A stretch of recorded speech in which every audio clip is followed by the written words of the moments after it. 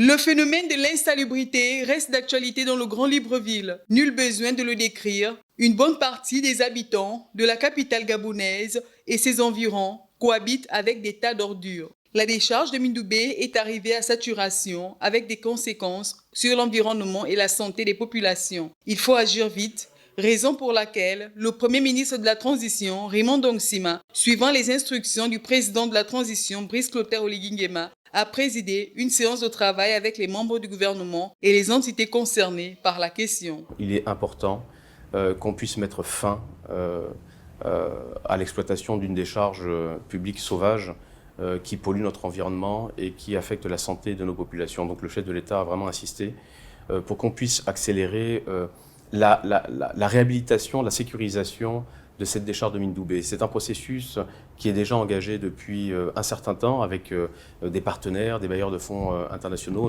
Arrivée à saturation, la décharge de Mindoubé ne répond plus aux normes. Le gouvernement, avec ses partenaires, se déploie à une solution alternative, la construction en coltan du centre de traitement et de valorisation des déchets. La décharge de Mindoubé aujourd'hui n'est pas sécurisée, donc l'eau de pluie qui tombe sur la décharge s'infiltre dans les déchets et pollue les nappes phréatiques, la rivière, l'estuaire.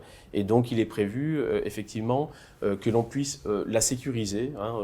On va faire ce qu'on appelle un encapsulage. On va couvrir la décharge pour que l'eau de pluie ne puisse plus rentrer dans les déchets et polluer notre environnement. La construction de ce centre aura un avantage en cela qu'il va favoriser une économie circulaire avec pour effet le traitement et la valorisation des déchets qui pourront créer des emplois dans l'agriculture et la fourniture en électricité.